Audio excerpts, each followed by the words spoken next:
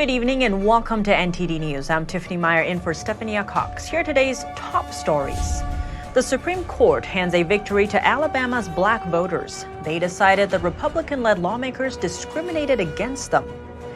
The FBI director dodges contempt charges. We'll tell you why the House Oversight Committee canceled the hearing and hear from lawmakers about their next steps in the investigation into the Biden family. The U.S. and the U.K. unveil a new economic agreement to counter China. And President Biden's latest comments on the smoke coming from Canadian wildfires. The latest on January 6th. Plainclothes police were at the Capitol, according to leaked footage. And a Hollywood actor is facing criminal charges for his involvement. And California's governor is proposing a new amendment to the U.S. Constitution. His plan, more gun control on the federal level.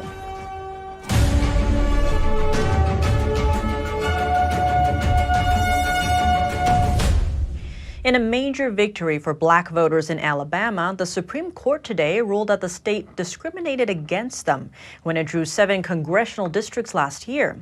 The decision means the state will have to go back to the drawing board. NTD's Arlene Richards has the details. Alabama's black voters celebrated a victory on Thursday after the Supreme Court released its opinion in a case that accused the state of violating Section 2 of the Voters' Rights Act. Section 2 addresses the rights of people of all races to have access to voting. In a 5-4 majority decision, Chief Justice John Roberts wrote that Alabama's new redistricting map was likely a violation of the act. Some lawmakers responded to the decision. It appears to be an affirmation that the Voting Rights Act is the law of the land, and it is illegal to engage in race-based gerrymandering. I think Chief Justice Roberts, I really believe he understands in history's view, this is his court, and what they put together now, he's going to be held accountable for. The issue in the case was whether or not a congressional district map drawn by the Republican-led legislature in 2021 should have had 2 majority black districts rather than just 1. Plaintiffs, a group of black voters and civil rights organizations, claimed the map diluted black Alabamians' voting power. Under the new map, black voters comprising 55% of the voting age population were packed into 1 district. The remaining black voters were spread across 3 districts. Because black voters account for a quarter of the population, plaintiffs submitted several alternative maps in which black voters were either the majority or near majority in 2 districts. Alabama argued that the alternative maps prioritized race over the state's traditional redistricting criteria. But plaintiffs responded that it is possible to simultaneously have 2 black districts and observe these criteria. Chief Justice Roberts and 4 other justices agreed with plaintiffs. In a dissenting opinion, Justice Clarence Thomas took issue with how Section 2 of the Voting Rights Act was applied. He wrote that the Act's definition of vote and voting plainly focuses on ballot access and counting, rather than carving the country into racially designated electoral districts. The court's decision affirmed a lower court ruling that requires Alabama to draw a new map with 2 districts where black voters comprise a majority. Arlene Richards, NTD News. In the final hour, just before FBI Director Christopher Wray would face contempt charges in Congress, the FBI cooperated with House Republicans. Now, all lawmakers on the House Oversight Committee have reviewed a document that alleges a multi-million-dollar Biden family money laundering scheme. NTD's Melina Weisskopf spoke with committee members after they viewed the document. From what we gathered, the money trail stretches further than just $5 million. And in this document, it pertains references to other documents and wire transfers that the committee will now pursue from the FBI to further their investigation. I asked multiple lawmakers coming out from that viewing if there was anything new that uncovers new details about President Biden's direct involvement here. Here's how a few of them summed it up. Wire transfers directly attributed to the person making the payments to President Biden. Person or persons making the payments were coerced to do it. We have Joe Biden as president. Are we being dragged into this war in Ukraine because of more information that they have on Joe Biden? I mean, I think that is terrifying. And there's absolutely a reason for the shell companies. And I think it's unforgivable that the FBI won't tell us what they've done to investigate this. Although this directly contrasts with the way Democrats view it. Although we weren't able to get any Democrats to come speak to us on camera today, I'll read you their official position posted on their website, saying that after months of investigating Mr. Giuliani's allegations, the Trump Justice Department concluded that the evidence failed to justify further inquiry. And I asked Democrat leader Hakeem Jeffries his thoughts on the GOP canceling this hearing today to hold FBI's Christopher Wray in contempt. Here's his reaction. They have failed to do any damage politically to President Biden, which is the standard by which they have themselves said.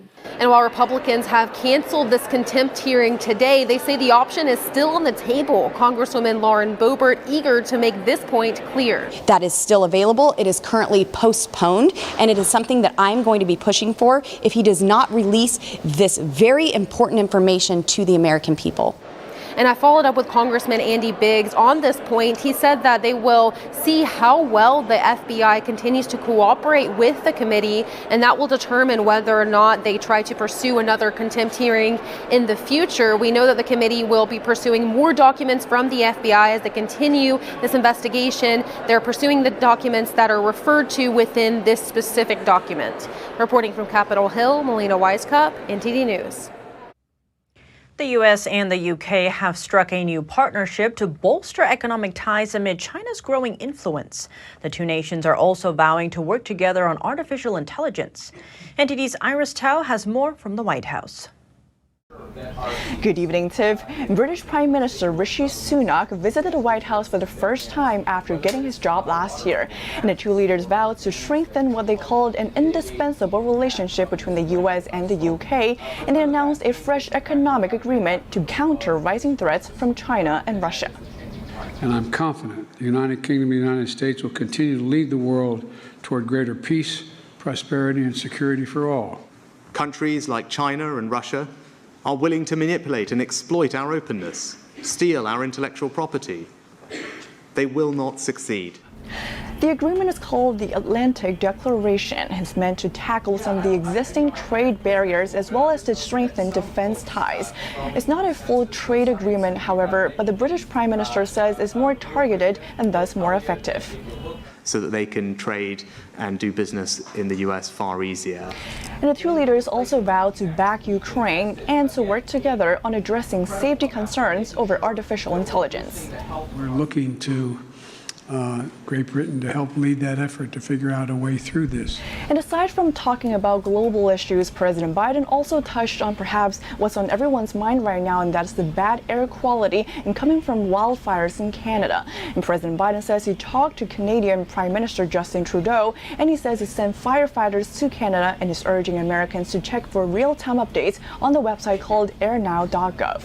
Reporting from the White House, Iris Tao, NTD News. And President Biden will be unveiling a new federal coordinator aimed at addressing the removal of books featuring LGBTQ content at the state and local level. The Biden administration announced a slew of new actions today that it says will protect LGBTQ Americans. Among those actions, the Department of Education will appoint a new coordinator. This individual will be specifically tasked with combating the removal of LGBTQ books from school libraries and classrooms. In a press conference today, Biden referred to such book removals as prejudiced and unjustified. Other actions Biden announced include a partnership among federal agencies to provide training and resources for LGBTQ Americans. The new actions come as Biden is expected to host the White House's largest LGBTQ Pride celebration on Saturday. Next, it's confirmed police officers in plainclothes were spotted at the Capitol on January 6th. And a Hollywood actor who was in the crowd that day is now being charged with a felony. NTD's Sam Wong has more. What you gonna do? Go join them then. No, I got my bike card. Oh.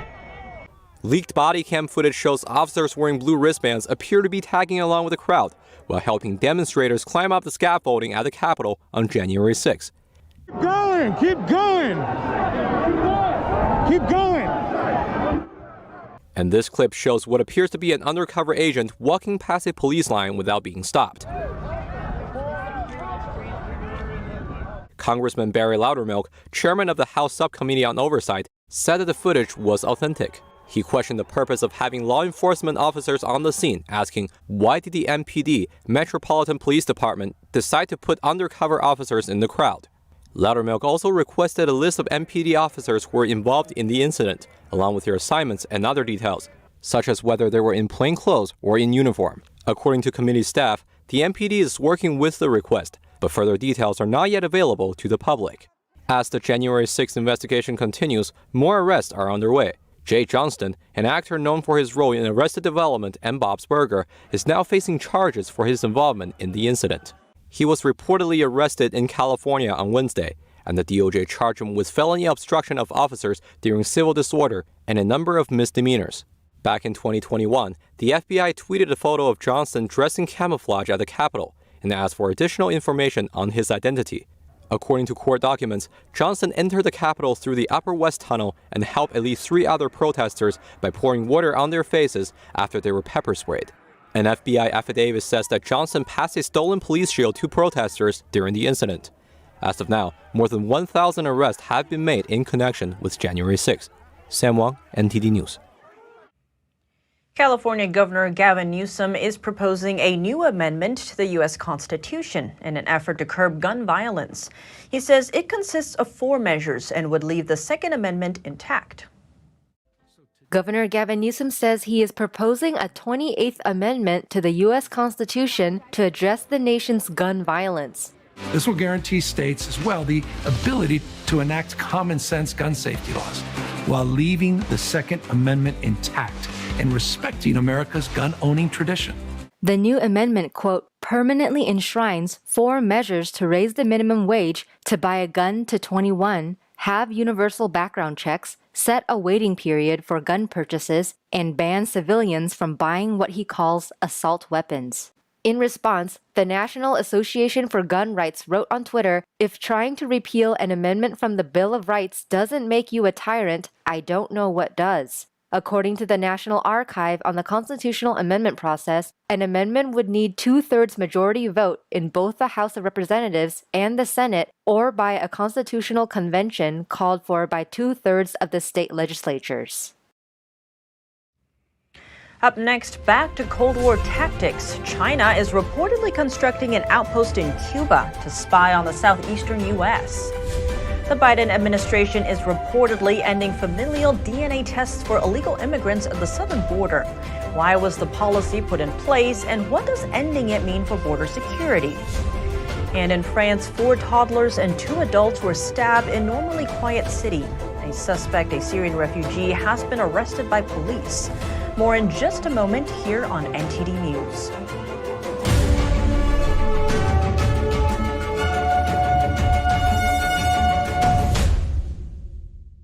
It's just clear as day.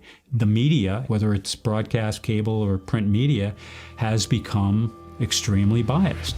And I started looking online for alternative ways to get information. And I saw an ad for a free trial. And I looked at it and I said, Epoch Times. I mean, come on, this is end of days type of stuff. I mean, what are they going to be talking about here? And I said, well, it's a free trial. Let me dig in. Is it giving me both sides? Is it giving me an objective point of view here? I have looked for opportunities to see where they might be biased, and I don't find it. It has given me a level of trust in media that I didn't think I'd ever get back. I love the Epoch Times because it has renewed my faith in the idea that a reliable, responsible, non-biased source of information is available. And I can say that I love it because of that. We're becoming more and more urban. We lose our connection with nature.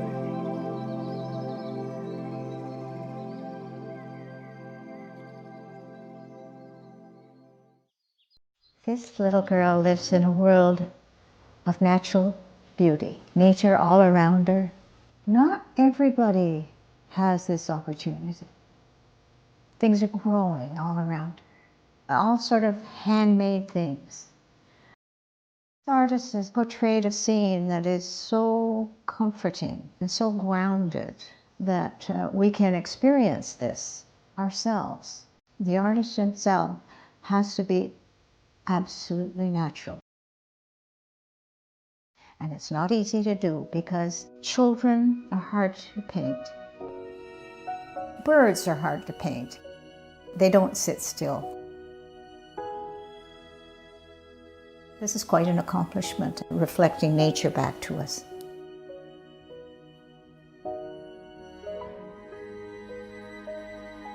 It's just a pure, natural painting.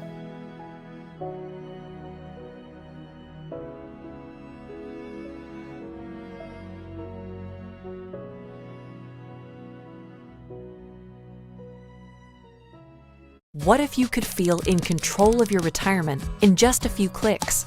At aceyourretirement.org, you can. Start with a free 3-minute chat with Avo, your friendly digital retirement coach. Just answer some simple questions like, how do you feel about your ability to save for retirement? Or in how many years do you want to retire? To get free action items customized just for you. Get your retirement back on track at aceyourretirement.org.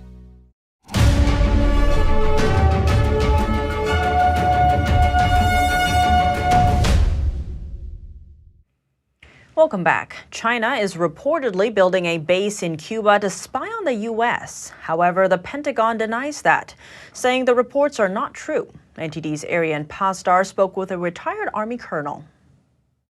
The Wall Street Journal on Thursday reported that China is building an outpost in Cuba.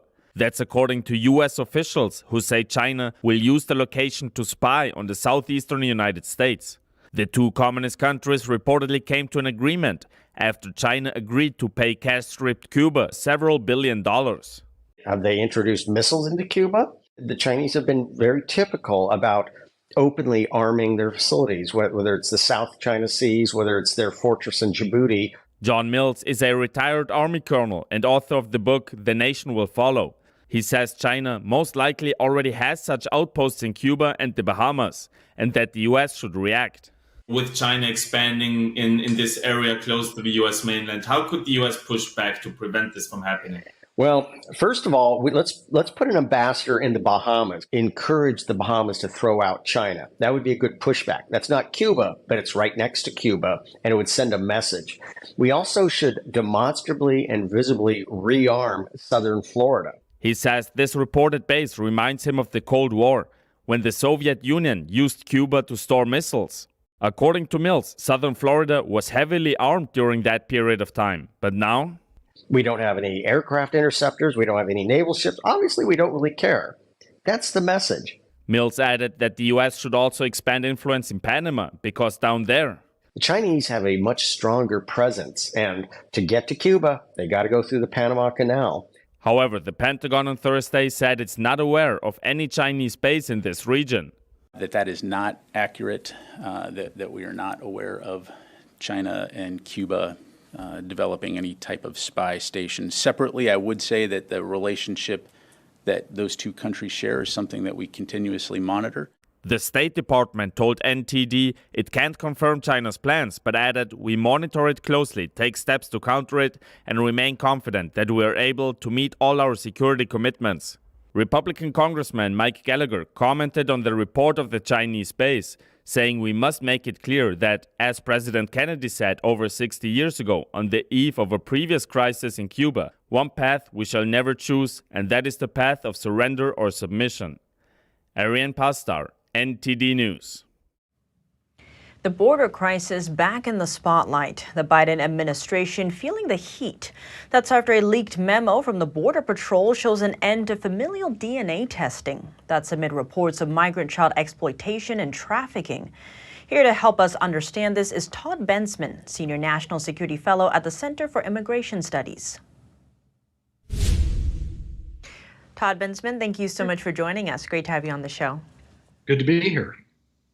There's a lot of buzz around familial DNA testing at the southern border. Now, reports are indicating that as many as 1 in 3 adults who come over the border are actually bringing children who aren't their own. So what role does this DNA testing play in combating child trafficking?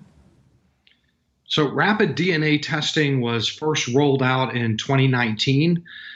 We were having a very significant border surge of families under the Trump administration for various reasons. The federal law enforcement agencies very soon picked up on the fact that a lot of the adults were coming in with children that were not theirs. So they instituted rapid DNA testing, where they would just put a relatively small percentage of all the families through it. You'd have to swab the cheek, and 30 minutes later, it was like either a match or not, and then you were in trouble. That was all it took to end the fake family phenomenon, the phenomenon of that happening. Just the possibility that they were going to run you through that was enough to shut the whole thing down. And then the Biden administration came in and eliminated the whole thing. They just drove the final stake through the last remnant of the beating heart of rapid DNA testing with no explanation. It was a leaked memo that was like a paragraph, no explanation whatsoever, which just opens the door completely, reopens it to child abuse on a very significant scale. Families are now crossing in large numbers again. And this is the exact time that you want to have rapid DNA testing of proven effectiveness and deterrence, but they eliminated it.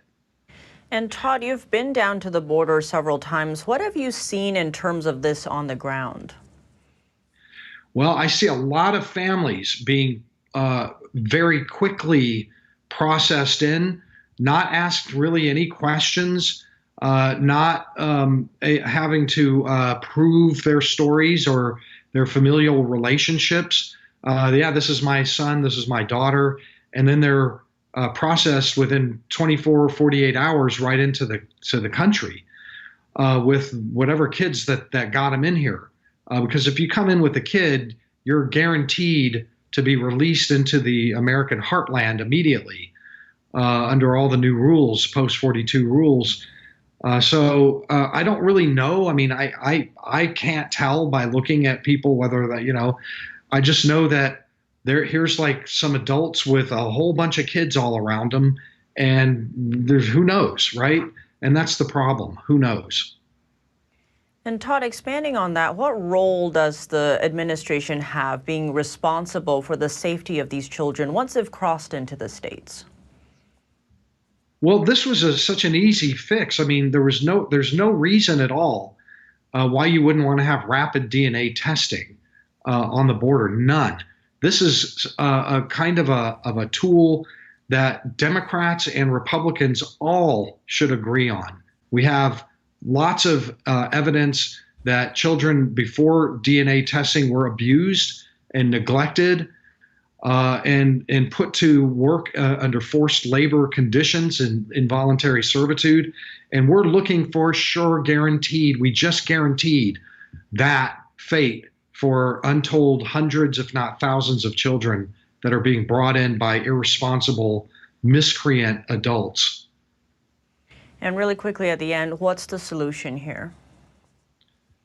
Put the DNA testing back, and not only put it back, but treble and quadruple it. Put it everywhere. Make every single family have to go through that DNA testing, number one.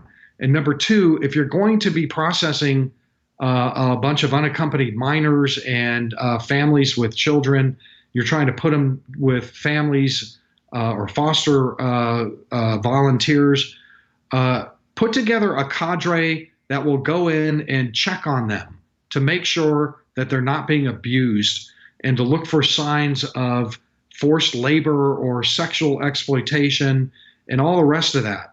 Because I guarantee you that for the next 10 years, we are going to be seeing prosecutions of these foster families for all sorts of evils that they've conducted against these children for the sake of protecting the Biden administration from a Fox News drone.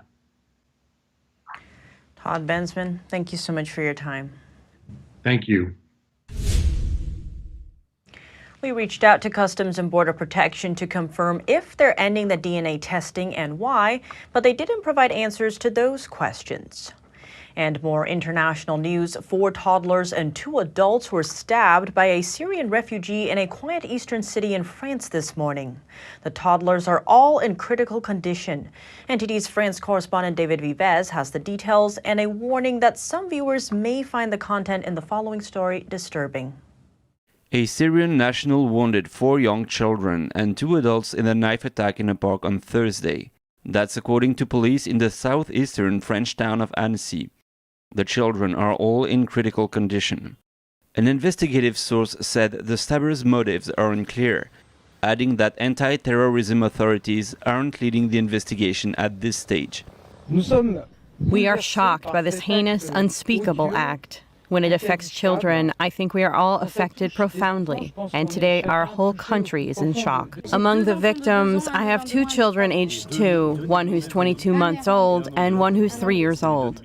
The park where the attack took place is usually a tranquil place popular with tourists for its stunning views of a lake and surrounding mountains. A witness reported to France Info he saw police officers chasing a man who stabbed a senior. The officers then opened fire on the individual who fell on the ground. Prime Minister Elisabeth Borne said on Twitter that the attacker has been arrested. A policeman spokesman said the attacker was a 31-year-old Syrian asylum seeker who carried Swedish identity documents. French President Emmanuel Macron on Twitter called the attack an act of absolute cowardice. France has been shocked by a number of violent incidents over the past few months, including the fatal stabbing last month of a nurse in the northern city of France and the beheading in October of a 12-year-old girl in Paris. David Vives, NTD News, Paris. Now turning our attention to the conflict in Ukraine, the water level at a reservoir in southern Ukraine has become dangerously low after the destruction of a dam earlier this week. The dam collapse on Tuesday unleashed floodwaters from the Dnipro River over a wide area of southern Ukraine. Ukraine and Russia blamed each other for the dam's destruction. The head of Ukraine's hydropower company warned that if water at a local reservoir drops below the current level, it could impact a nearby nuclear power station. In that case, the nuclear plant, which is the largest in Europe, wouldn't have any water intake for its cooling ponds. Ukraine's nuclear energy company said the situation at the nuclear power plant is still stable and under control as of today. Coming up, lawmakers are taking a closer look at the rising mental health challenges among youth. What's triggering the crisis, and are there solutions? And Muslim parents in Maryland are banding together to oppose mandatory LGBTQ policies in schools. We hear from one parent who's pushing for an opt-out option for children after the break.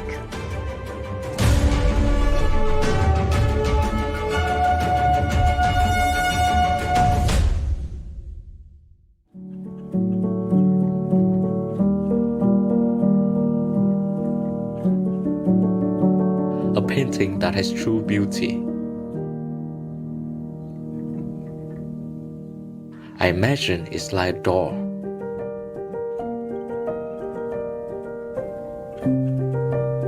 The artist holds the key to open the door and bring people to a purer world.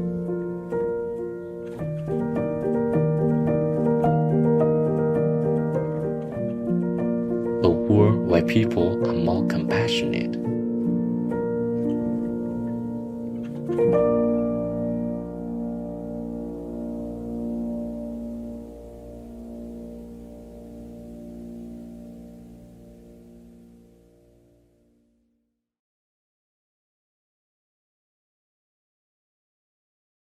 I can remember being back in medical school where it was almost a depressing conception of the brain. We're born with so many neurons that peak like around 20, and then it's just a downhill decline from there.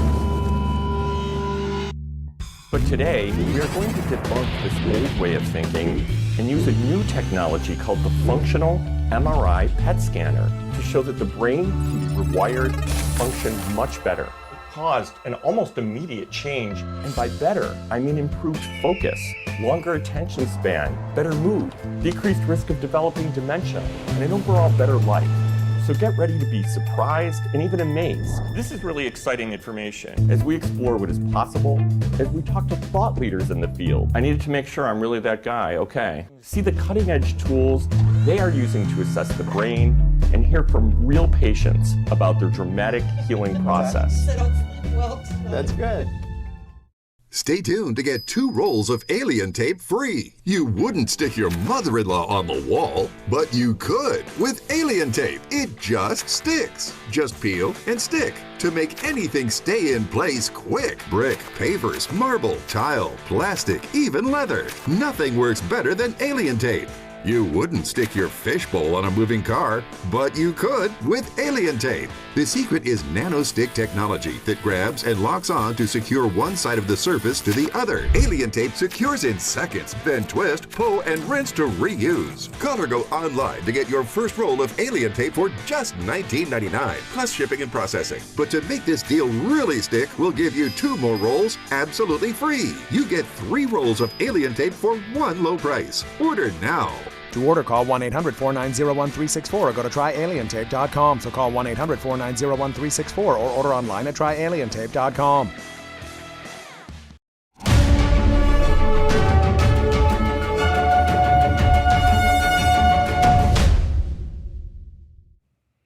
Welcome back. Lawmakers are looking for solutions to the mental health crisis facing America's youth. In a hearing today, witnesses shared their insights on how to help solve the crisis. NTD's Jason Perry reports. Mental health is the #1 problem in this country. #1 problem. And we have to, and because it leads to everything else. Lawmakers on the Senate Committee on Health, Education, Labor, and Pensions held a hearing on the mental health crisis among America's youth. According to a recent survey by the Centers for Disease Control, nearly 1 out of every 3 teenagers in America reported that the state of their mental health was poor. 2 out of every 5 teenagers felt persistently sad or hopeless. And tragically, 1 out of every 5 teenagers in our country have seriously considered suicide. U.S. Surgeon General Vivek Murthy explained one of the likely causes affecting mental health. The time young people ages 15 through 24 spend in person with friends declined by more than 50% from 2003 to 2019.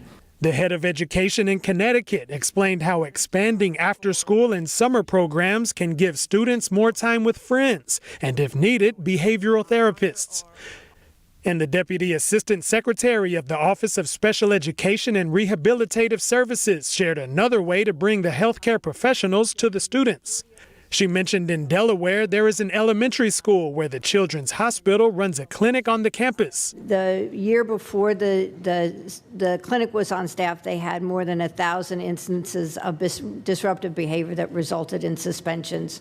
The first year of the center, that 1,000 number went down to 100, and now there are virtually none. But Senator Roger Marshall says all of these solutions are like pumping blood into a bleeding patient without first stopping the bleeding. You know, the greatest healthcare mistake the NIH and CDC ever did was locking our youth out of schools, and that launched this mental health epidemic that we have. You know, irrefutable damage to our children's mental health, and I hope the CDC will own that someday.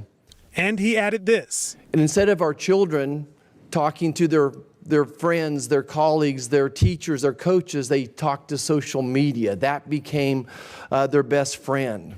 He went on to say that social media should have a Surgeon General's warning about its mental health impact. And Jason, did they discuss any details of how social media is affecting the youth?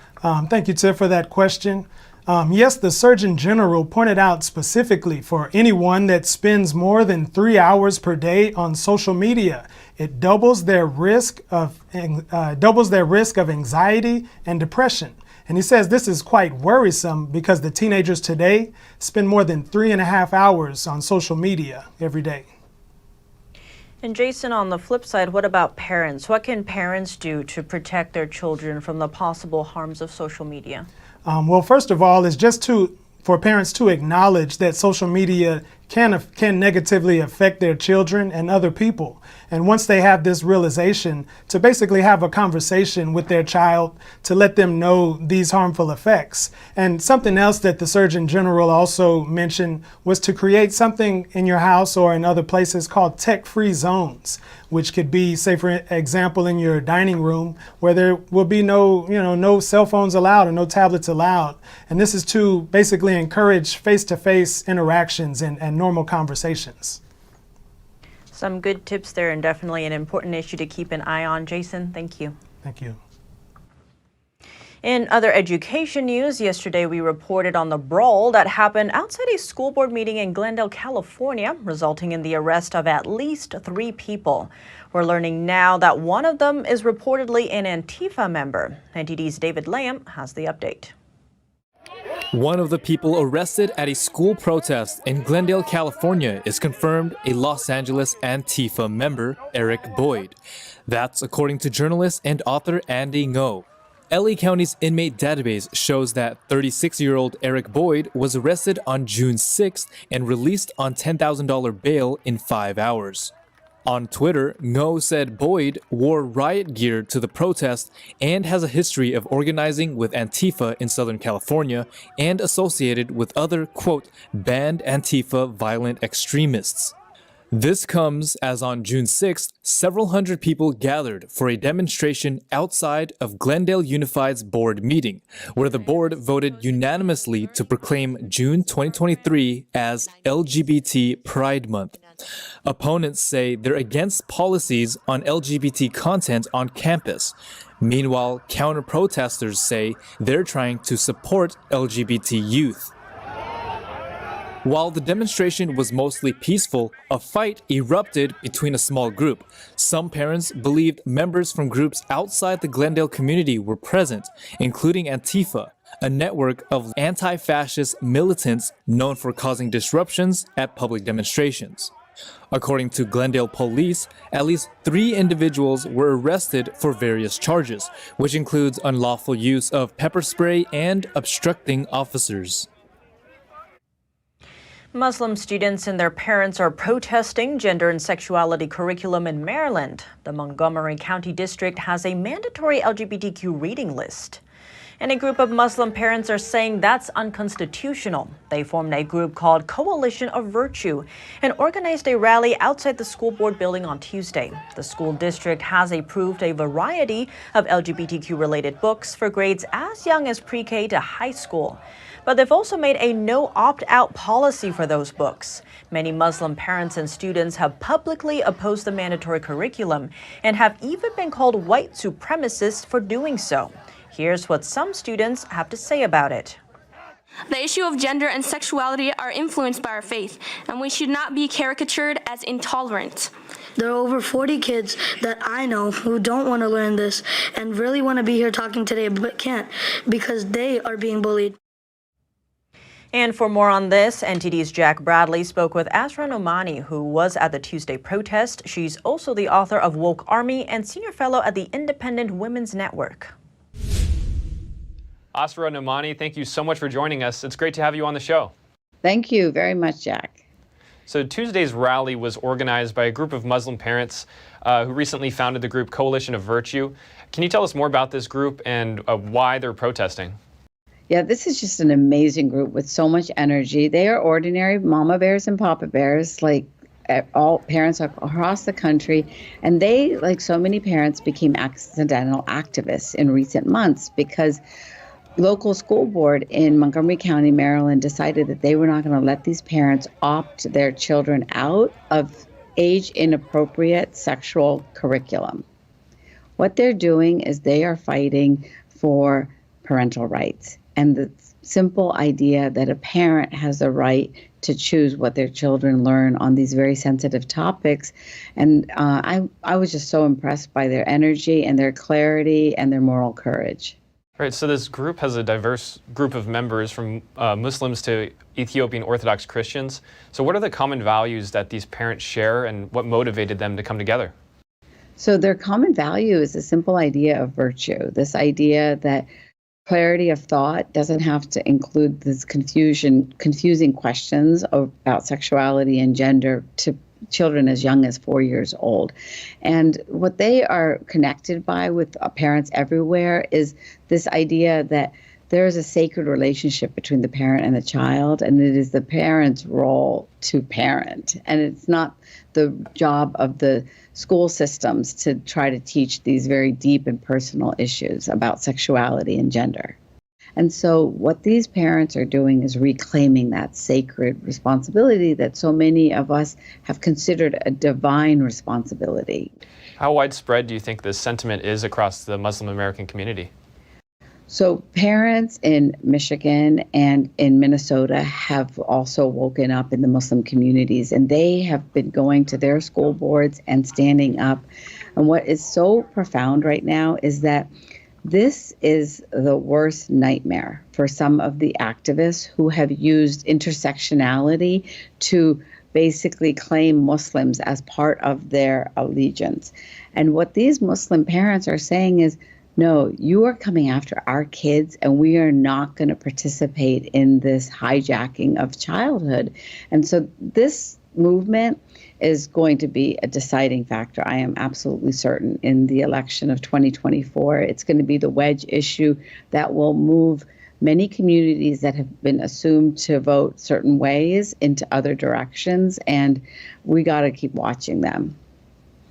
Do you expect we'll see more parents across different cultures pushing back against what you call the woke agenda?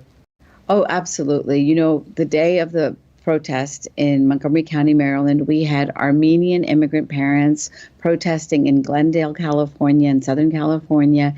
And we have similar protests planned by parents all across the country. Because what has happened is that parents from many immigrant communities have come to see that this woke army, as I call them, has their children in the crosshairs.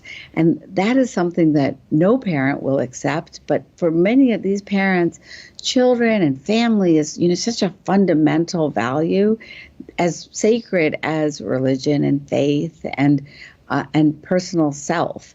And so this is going to just catch like wildfire across the country, and you can expect that this coalition of virtue, for example, will mobilize parents everywhere. Asra Namani, thank you so much for your time. Thank you, Jack. Up next, dangerous levels of air pollution in northeastern United States and the mid-Atlantic region. Authorities are warning residents to avoid outdoor activities and mask up. In business news, GameStop stock prices plummet. Why is everyone paying attention to the gaming company? NTD's Don Ma has the analysis. And in the golf world, more questions regarding the merger. Does Live Golf still have a future? Hear what CEO Greg Norman has to say when we come back.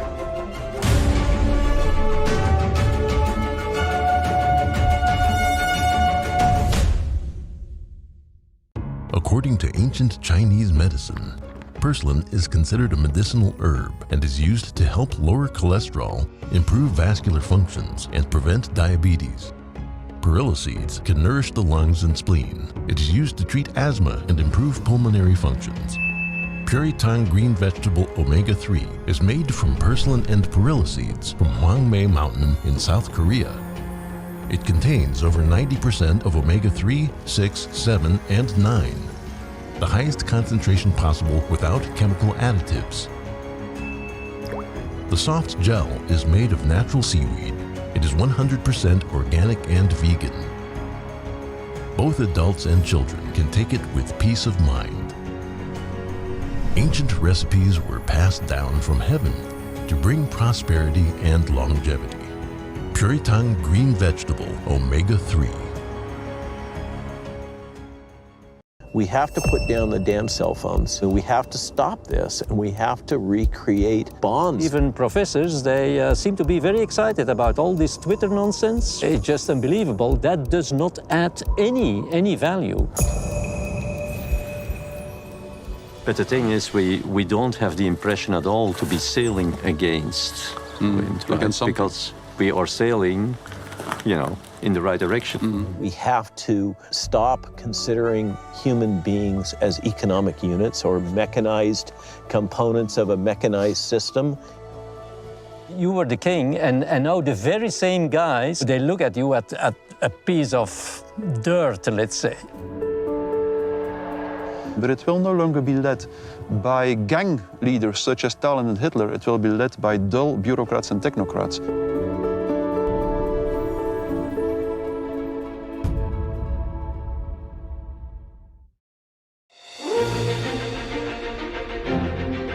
NTD's Capital Report. It's about getting answers, cutting through the fog of politics. It's about your questions and our chances to ask. What is the net impact of the American Congressman Graves? Thank you for joining us. We're speaking to those in power to find out what does this mean for the people. We're here so you're in the know. I don't think that many kids in my son's school even do it. He makes fun of his friend who vapes. He would never try it. She's into soccer. She's on the honor roll. She's just not the type. No way. No way. No way. No way, my kid would never vape. Get your head out of the cloud. Today, nearly 8,000 kids will start vaping. Maybe even yours. Learn about the dangers at talkaboutvaping.org.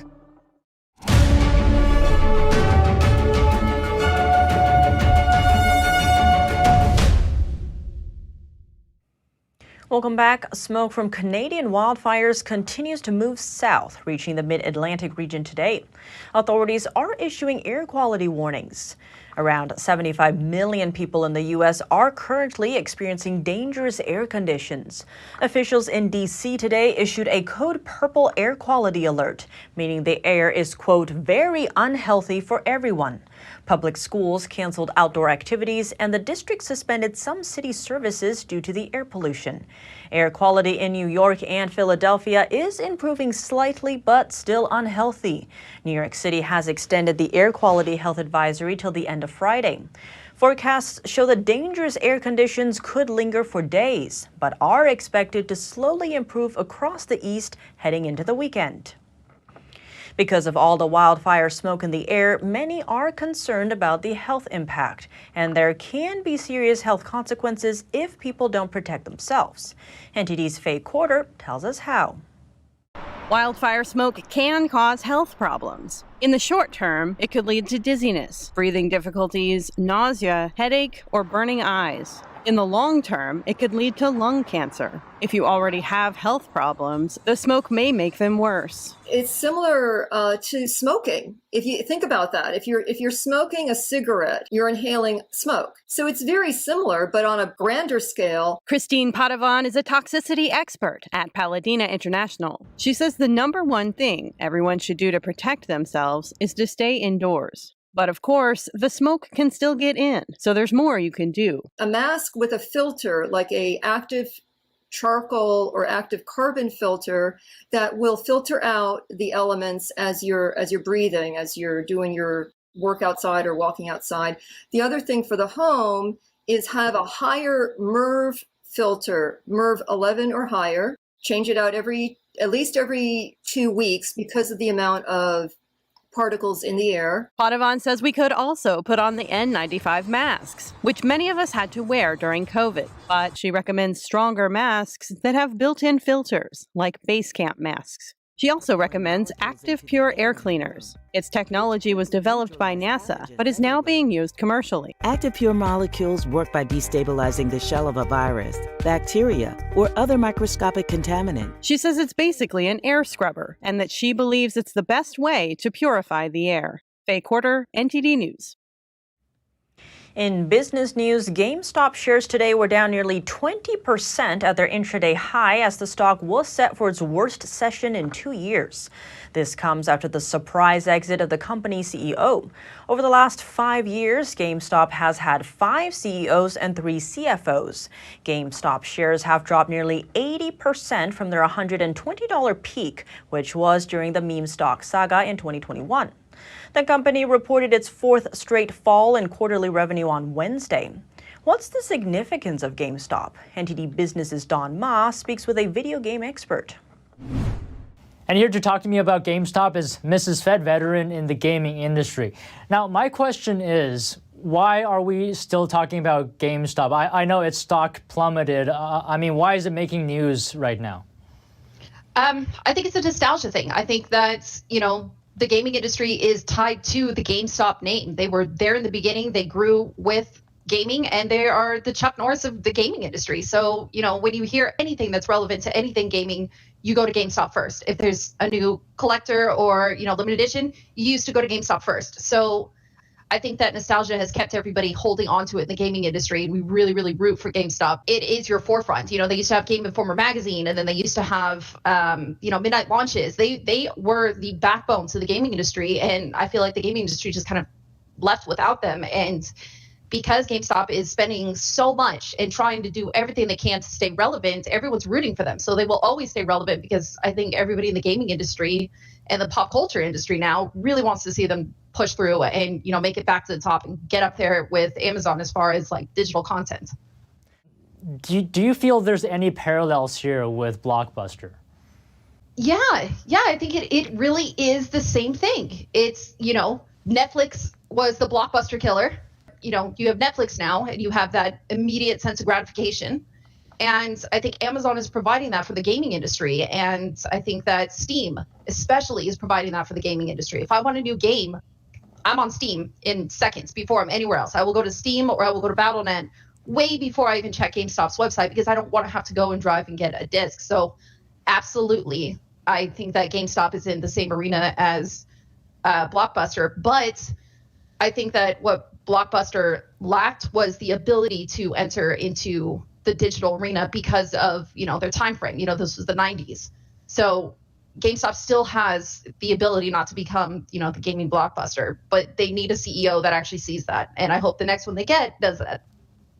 Some analysts are saying GameStop is doomed. What are your thoughts there? Is it?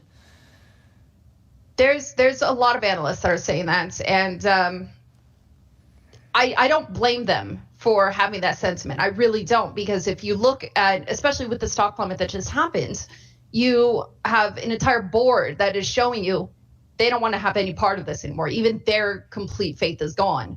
And, it's because of the turnaround and all of the different CEOs and CFOs that are coming in. Nobody has a grasp on this, and they're seeing that. And I don't think that they're doomed. I really think that the right CEO can pull this through. I really, really do. But they have to get somebody that is younger, somebody that knows the demand of digital content, somebody that brings back 90s and 2000s GameStops where you had hype for new games, you had midnight launches, and you get people to go back into the store for something other than a collectible they can get on Amazon. Once they get that mentality back of bringing the gamers together socially, GameStop will kill it. Well, all right. Thank you so much today, Mrs. Fed. Pleasure speaking to you. It's an absolute pleasure. Till next time. And now for your sports news, here's NTD's Dave Martin with a look at tonight's Game 3 of the Stanley Cup Finals. That's right, Tiff. It's the Panthers versus the Golden Knights as Las Vegas holds a 2-0 lead.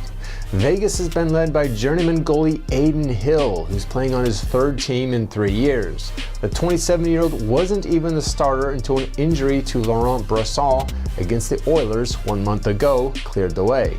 Since then, he's helped lead Vegas to 9 wins in 12 games while posting an NHL postseason best 94% save percentage.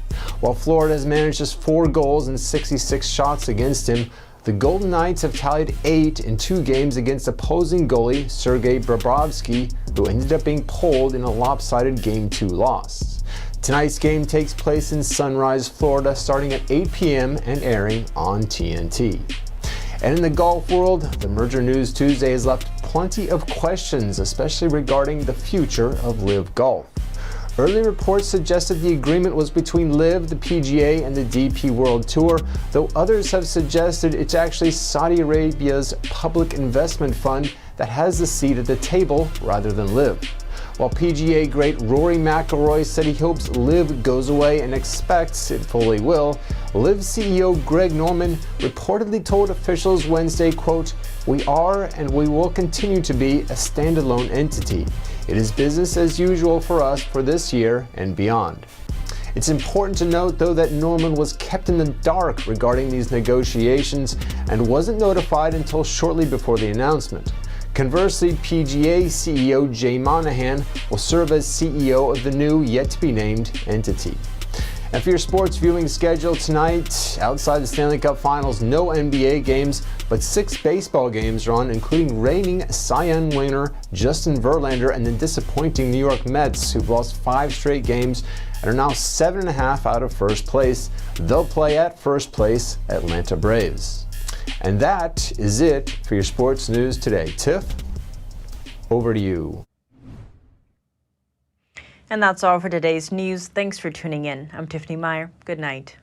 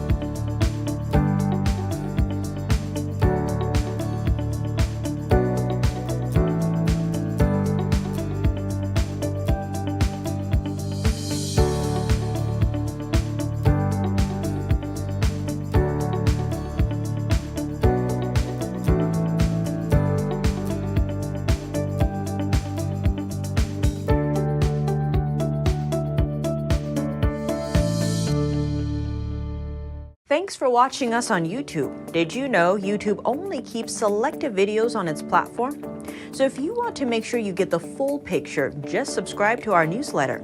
Go to newsletter.ntd.com and sign up. It's free.